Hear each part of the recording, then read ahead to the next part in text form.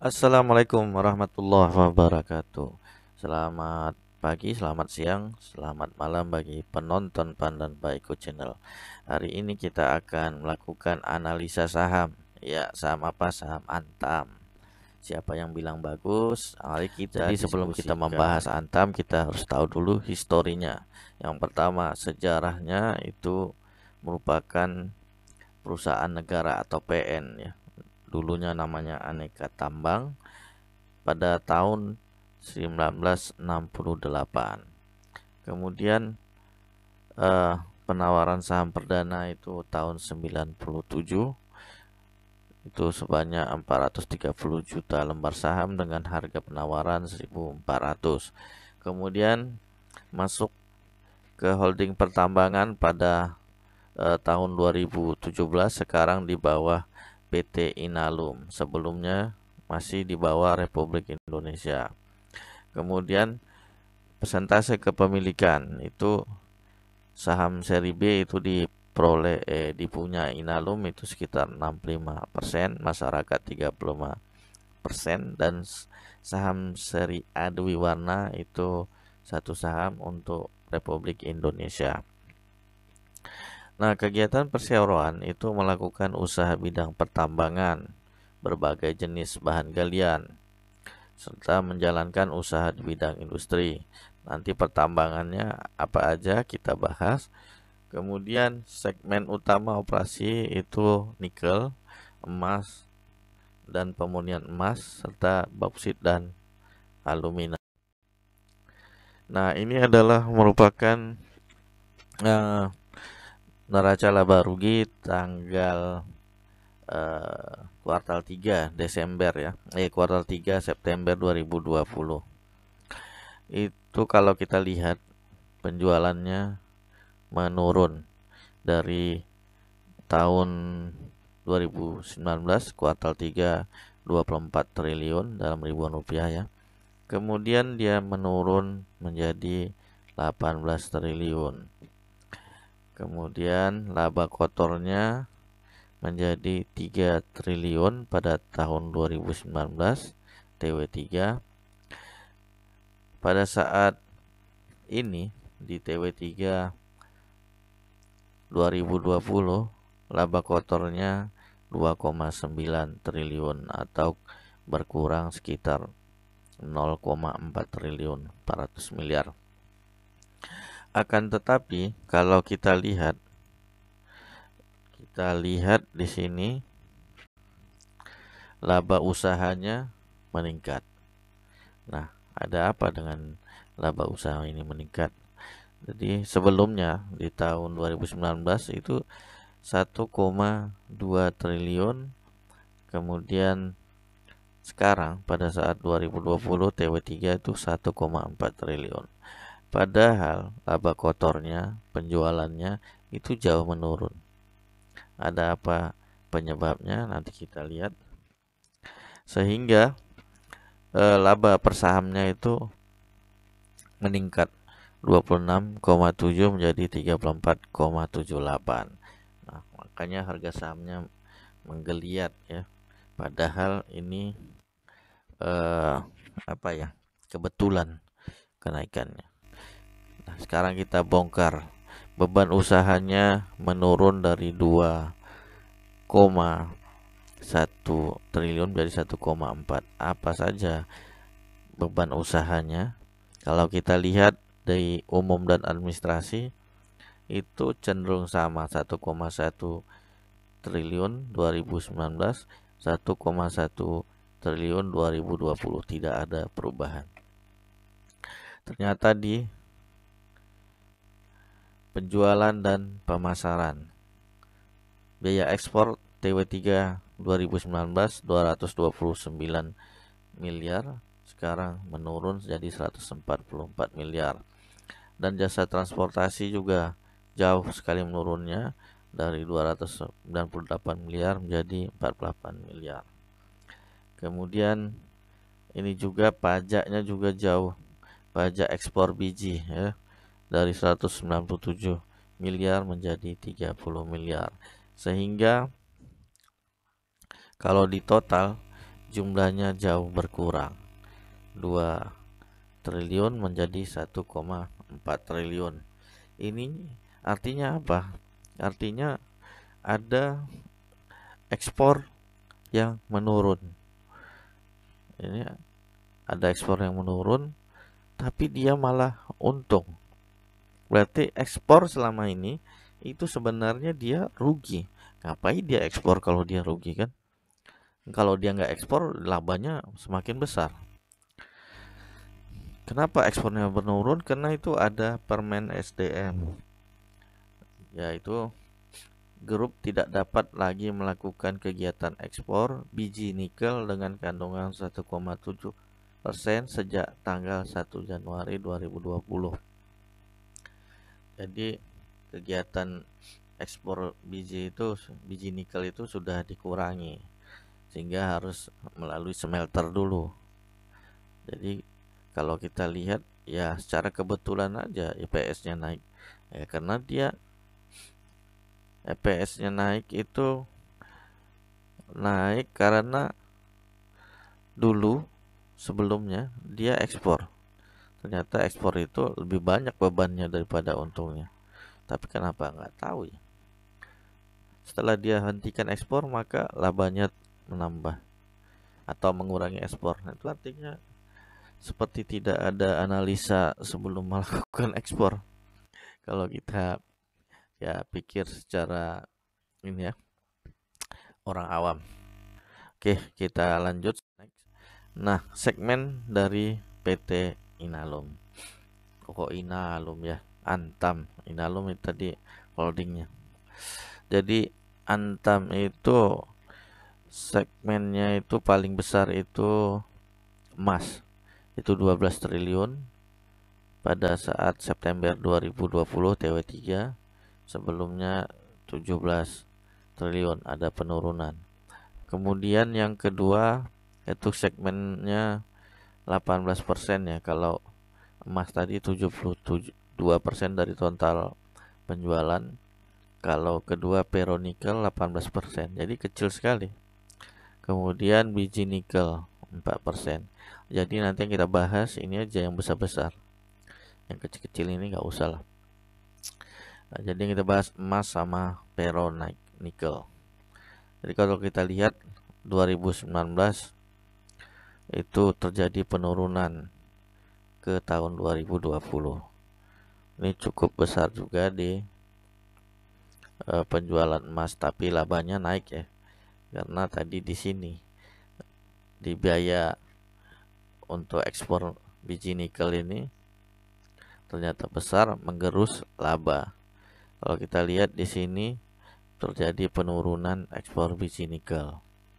Ferronikel juga berkurang sedikit dari 3,6 menjadi 3,2 triliun.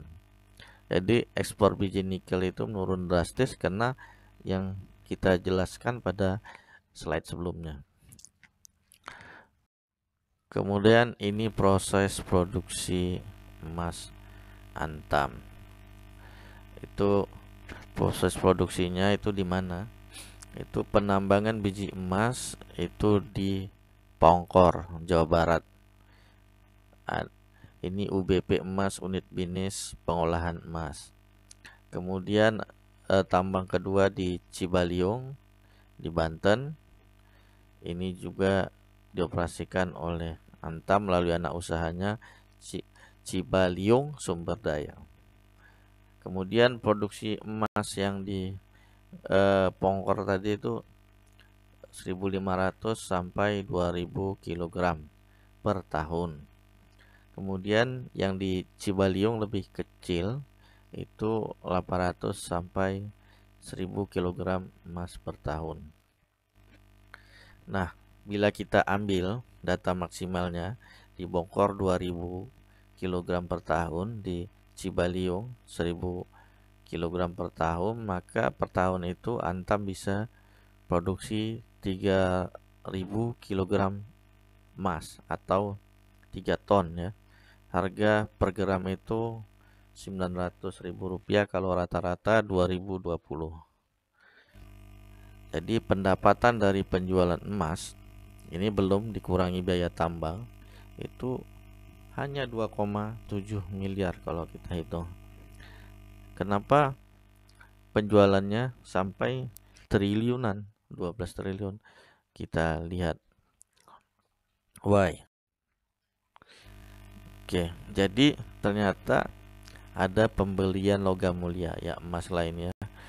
Pembelian logam mulia itu meningkat, yang warna emas ini meningkat dari 2018, puncaknya 2019 meningkat. Jadi penjualan emasnya juga meningkat, yang biru. Kita lihat meningkat, puncaknya 2019. TW3 2020 ini masih rendah, sepertinya tidak akan terkejar melewati 2019. Kalau kita lihat produksinya, dia konstan dan cenderung konstan, tidak ada kenaikan. Jadi sebenarnya Antam ini dia beli emas, kemudian dia jual lagi setelah diproses. Kalau kita lihat laba dari penjualan emas ini juga tidak terlalu signifikan ya. Jadi jangan dibesar-besarkan juga bahwa Antam punya tambang emas besar gitu kan. Oke, sekarang segmen ferronikel ya. Jadi ini berpeluang meningkatkan laba Antam. Ini yang kedua tadi, sekitar 18% dari total penjualan. Itu berada di Sulawesi Tenggara. Itu diproduksi dari tambang nikel Pomala. Kemudian di Halmahera itu produksinya 13.500 ton nikel per tahun. Kemudian di Papua Barat ini cuma dia tambang, tidak mempunyai smelter. Kemudian ini 3 unit smelter di Sulawesi Tenggara tadi ya, itu sekitar 27.000 ton nikel per tahun. Kalau kita jumlahkan itu produksi ferronikel 40.500 ton nikel per tahun. Jadi kalau kita biaya produksinya itu 3,95 per pound nikel, kalau harga jualnya 6,35 per pound nikel. Jadi kalau kita hitung penjualannya itu bisa mencapai 8,1 triliun dari si ferronikel ini. Jadi kalau harga ferronikel ini bagus, kemudian perusahaan ini dimaksimalkan secara optimal, itu bisa mendapatkan 8,1 triliunnya. Ini udah dikurangi biaya produksi. Ini kesempatan besar. Nah, gimana pendapatan ferronikel yang sudah ada? Nah, tidak stabil ternyata. Nah, dari 2011 sampai 2019 itu tidak stabil. Kadang naik, kadang turun, naik, kadang turun. Nah, mungkin di 2015 sampai sekarang ada kecenderungan naik ya, kecenderungan naik. Cuma di 2020 ini ada penurunan. Nah, bagaimana laba dari penjualan emas sama penjualan ferronikel ini? Seharusnya tadi dari nikel bisa 8 triliun. Ternyata kalau kita lihat dari 2011 sampai 2020, kita lihat itu penjualan bersihnya meningkat mulai 2017. Akan tetapi beban pokok penjualannya juga meningkat drastis. Jadi beban pokok penjualannya ini kenapa meningkat drastis? Karena tadi penjualannya karena pembelian emas. Jadi dia beli emas banyak, jadi penjualannya seolah-olah meningkat. Tapi biayanya juga meningkat. Kenapa? Karena emas itu dia beli. Jadi biayanya juga besar. Kemudian laba kotornya, kalau kita lihat laba kotor ini cenderung meningkat memang ya. Tapi hasil akhirnya setelah dikurangi beban usaha, kalau kita lihat ini yang warna biru tua, nah ini kecil sekali, cenderung kenaikannya sangat sedikit, walaupun ada kenaikan tapi sangat sedikit. Jadi kalau dibilang bagus, ya nggak bagus, masih banyak perusahaan lain yang labanya meningkat. Bagus kita pilih perusahaan lain yang labanya meningkat bagi para investor. Nah, hati-hati yang beli di atas 1.200. Nah, ini sudah mahal ini. Hati-hati Anda hanya cuci piring nanti. Nanti bandar pesta Anda cuci piring. Hati-hati jangan beli di harga yang mahal. Karena beritanya berita-berita yang bahwa Antam akan melakukan kerjasama. Oke, jadi ini langsung dari Korean Times kita peroleh beritanya bahwa MOU ini tidak mengikat. Jadi hanya MOU tapi tidak ada pengikatan kepada local investment. Nah ini. Jadi berita seperti ini kalau tidak salah itu pada bulan November ya. Itu sudah ada beritanya. Kemudian Menteri Maritim Pak Luhut pergi ke Korea tanda tangan MOU.